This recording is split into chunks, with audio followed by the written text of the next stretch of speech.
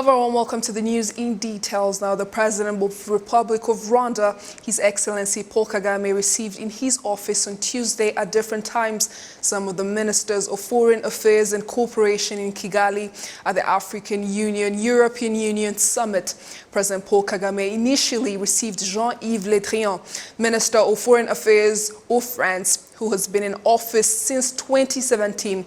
He also received Nasser Bourita, the Minister of Foreign Affairs, African Cooperation and Moroccan expatriates. Another guest in the village of Urugwiro was Angola's Minister of Foreign Affairs, Tete Antonio. All of them were accompanied by the Minister of Foreign Affairs of Rwanda, Dr. Vincent Biruta. Moving on, in 3 years' time, Rwanda will have a BioNTech vaccine manufacturing facility operating on her soil. Construction activities for the facility will begin next year. Take a look. The establishment of the vaccine manufacturing facilities in Rwanda and Senegal comes thanks to an agreement that was signed between BioNTech, the European Investment Bank, and the two countries. The capacity of the plant will be, we start by producing 50 million of vaccines at the beginning, but it will be increased, the capacity will be increased to reach huge number of vaccines as by demand. Of course, we'll work closely with the Senegal by filling the gap in terms of access to vaccine for COVID-19 in our continent. So I think the quantity will be adjusted depending the need, but for itself, the capacity to produce whatever number is required is really there. The venture represents a substantial investment for all parties involved. You know, we have main stakeholders investing in this plant. We have portion of it from European Investment Bank, but from the government of Rwanda and from other partners. But for the time being, this is what we could get with the European Investment Bank, especially for the feasibility study and to start the project. The signing of the agreement is being hailed as a great stride forward when it comes to Africa-Europe relations. This is an indication that what we can achieve working together is what will determine the future of our people, and what we seek to undertake without cooperation will not be properly achieved, or we may even fail to do it totally. It was also noted that the continent's ability to make its own vaccines will help increase intra-trade, while driving towards the goal of self-sustainability at a rate of 60% by 2040 when it comes to vaccines. That is why the signing is far more significant than some may realize. This day is about so much more than a piece of paper. It's about hope, innovation, and partnership. It's about our two continents joining forces to produce vaccines for Africa in Africa. Africa currently imports more than 95% of her vaccines. The African Union has asked the EU to remove travel restrictions in its territory for vaccinated Africans. The request was made during the meeting that brought together both sides together here in Kigali. This is the second time African and European ministers are meeting, and the importance of the gathering was reflected in the turnout.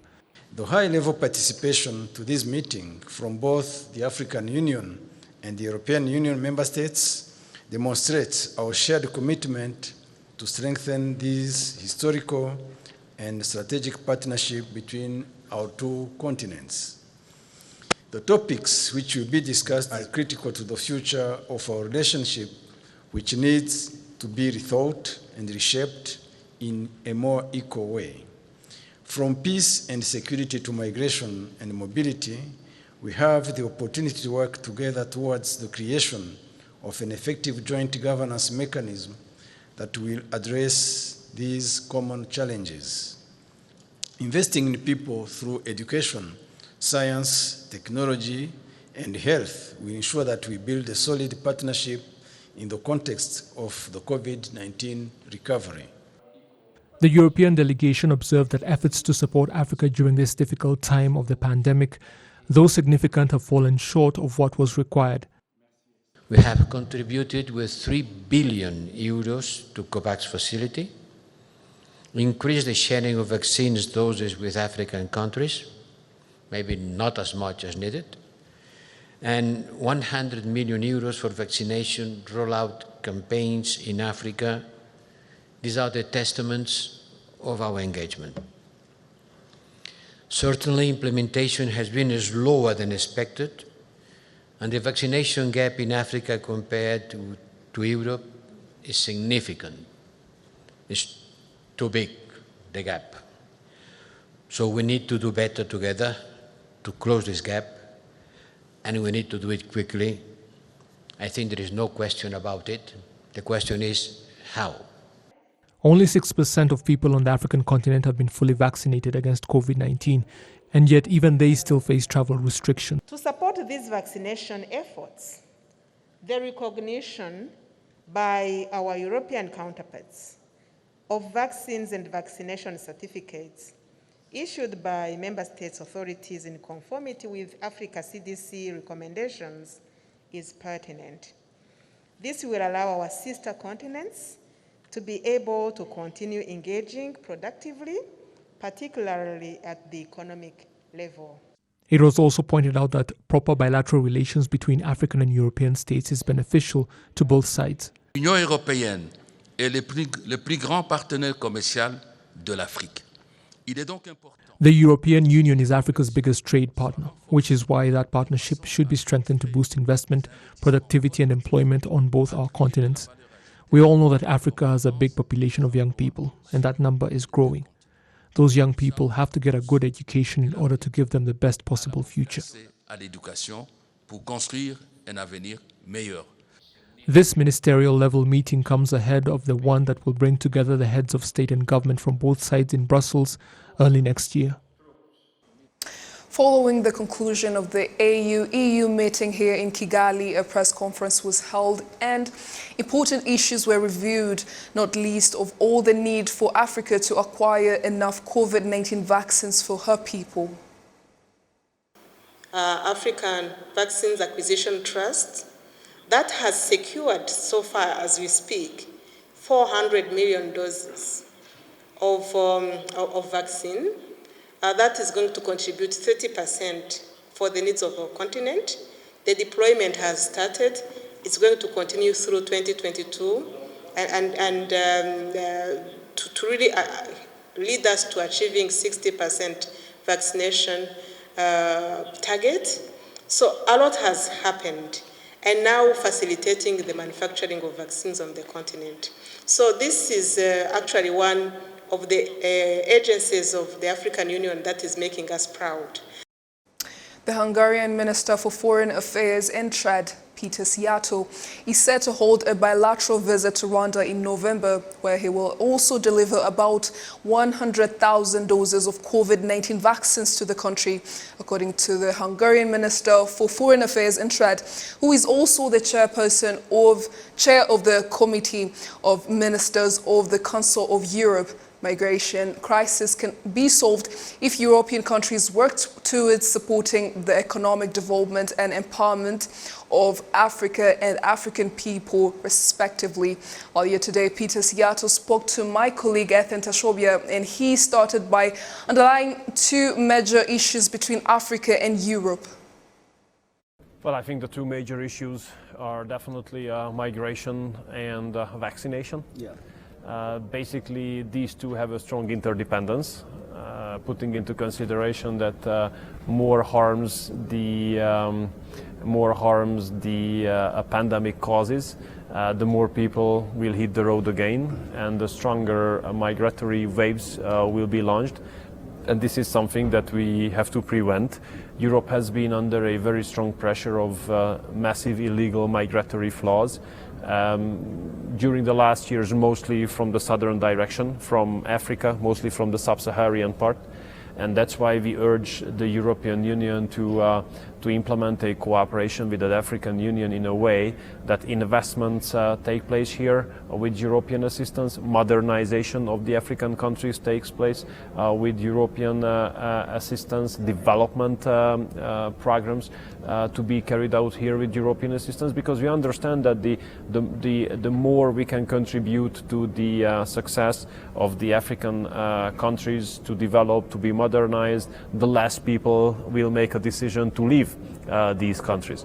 And I think it would be much more important to encourage people to stay and to contribute to the modernization of your very countries than encouraging people to leave and come to Europe, because then you lose your best brains basically, and you will miss them. Don't you think we are too late to be discussing these issues? Well, we have been discussing these issues for the last 6 years, to be honest. And again, honestly, I have to tell you that European Union has made an awfully lot of mistakes in this regard.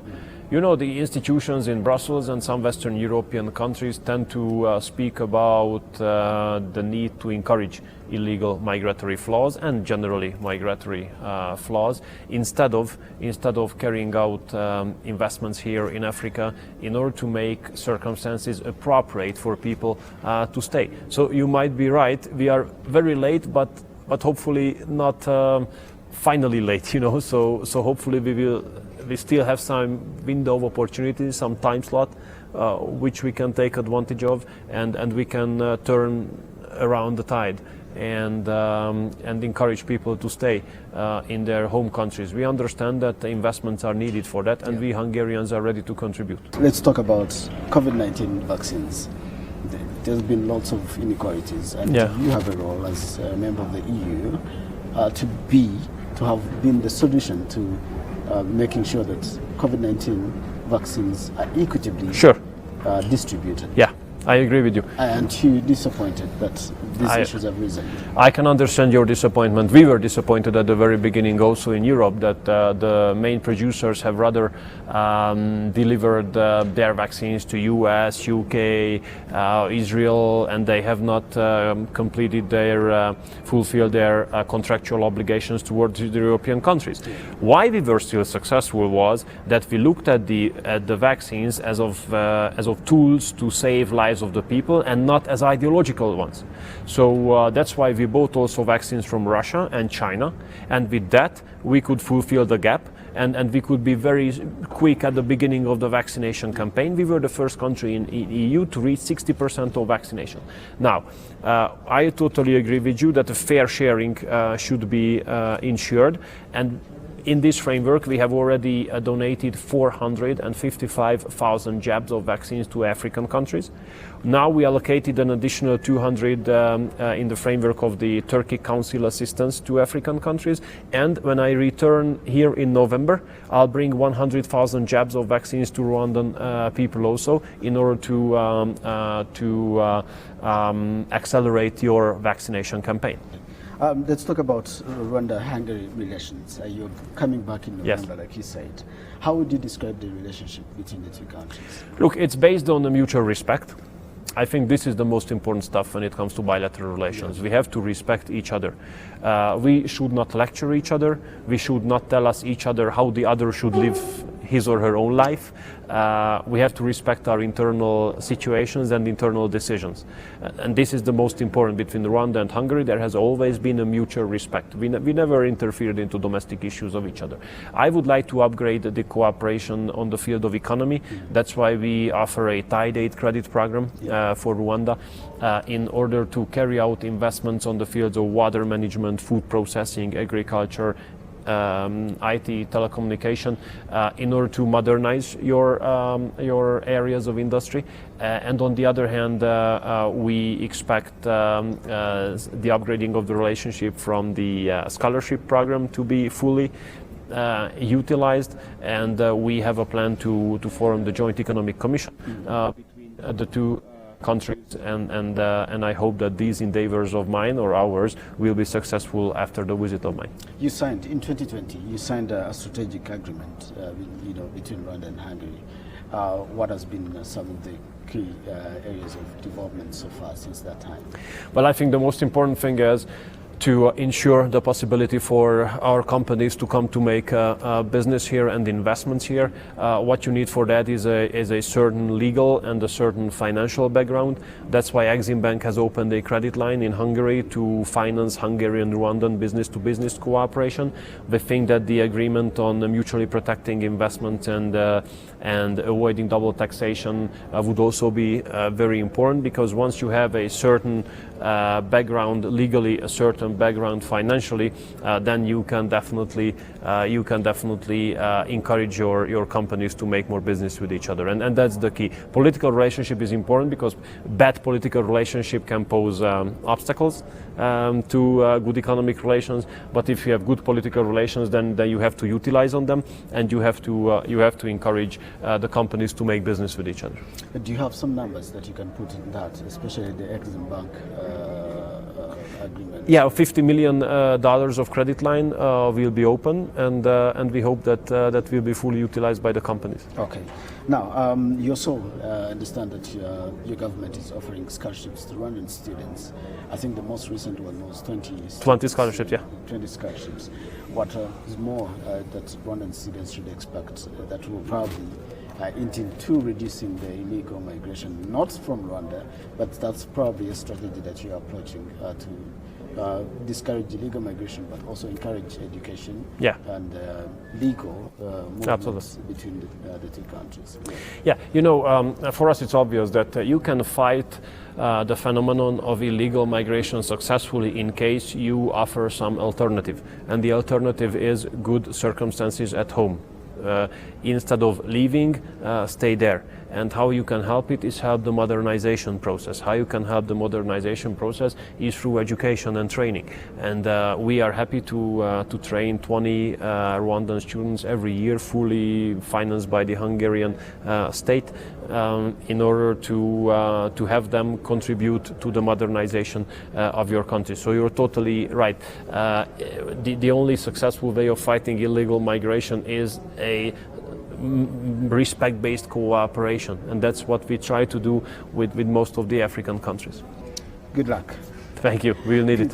Seattle, the Hungarian Foreign Affairs Minister, thank you so much for finding time to speak to us here on RwandaTV. Thank you very much for this invitation. I was honored by that. Members of the EAC Legislative Assembly, who are members of the Agriculture Commission, Tourism and Natural Resources, say they are going to advocate on the issues raised by the investors in the tourism sector that are hampering the sector in the region. Martina Abera reports. Although various sectors are beginning to return to normal due to the decline in the COVID-19 pandemic, tourism officials in the East African community say there are still obstacles hindering things from getting back to normal. For example, if you're visiting Tanzania, from here it would take up to 4 COVID-19 tests, which is more than $200. Another issue is the price of plane tickets, which are still high. If you are to travel to Arusha in Tanzania, from here it would cost about $600 to $700, which shows that there is still some issues to be solved, because a 1-hour trip shouldn't be that expensive. Members of the East African Community Parliamentary Committee on Agriculture, Tourism and Natural Resources say that the requests that all the countries have in common will be advocated for. We make reports showing all the issues, the measures taken to solve them, and the performances as well. Then we take it to the East African Community Parliamentary Committee. When we meet, the East African community ministers are always present, and they are the ones who go back to their respective countries to deliver the outcomes of the meeting whilst making productive changes.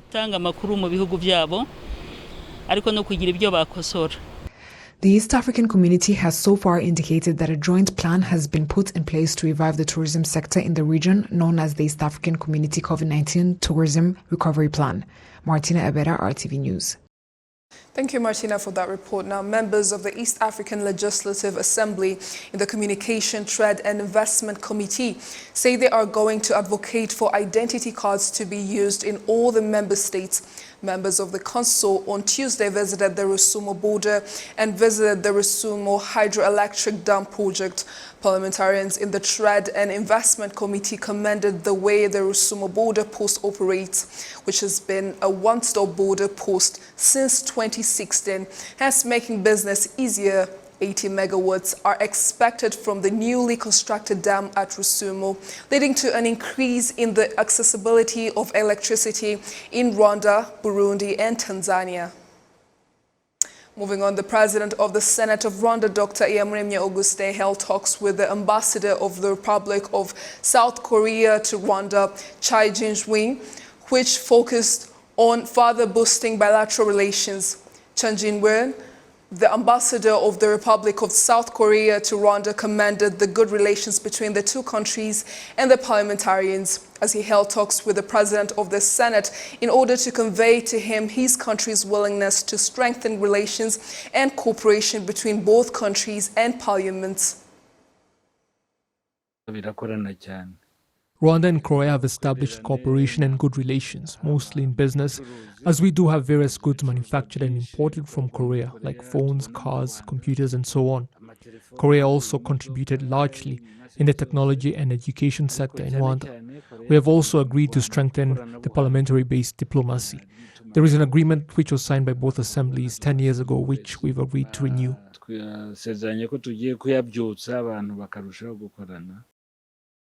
That was the President of the Senate of Rwanda. On one hand, the President of the Senate also highlighted of Korea in the involvement in some sectors in Rwanda, including technology, education, trade and investment, and pointed out that in their discussions they agreed to continue to strengthen the relations between both parliaments and to implement the agreements that both chambers have signed. While the Republic of Korea has enjoyed good relations with Rwanda since 1971. The Minister of State for East African Community Affairs in the Rwandan Ministry of Foreign Affairs and International Cooperation, Prof. Nshuti Manasseh, received His Excellency Sheikh Shabut bin Mubarak Al Nahyan, Minister of State for Foreign Affairs of the United Arab Emirates, who is on a 2-day visit to Rwanda. Professor Nshuti Manasseh stated that his talks with his counterpart focused on the cooperation between the two countries, especially in economic development. The Minister of State for Foreign Affairs of the United Arab Emirates has noted that the two countries share great similarities, and he looks forward to strengthening bilateral ties with Rwanda towards the economic growth of the two countries.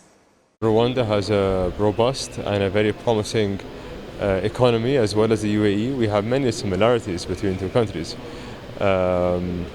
We share our values and our standards, and we also share trust, and that's what our partnership we want to be built on. It's a very promising one and a very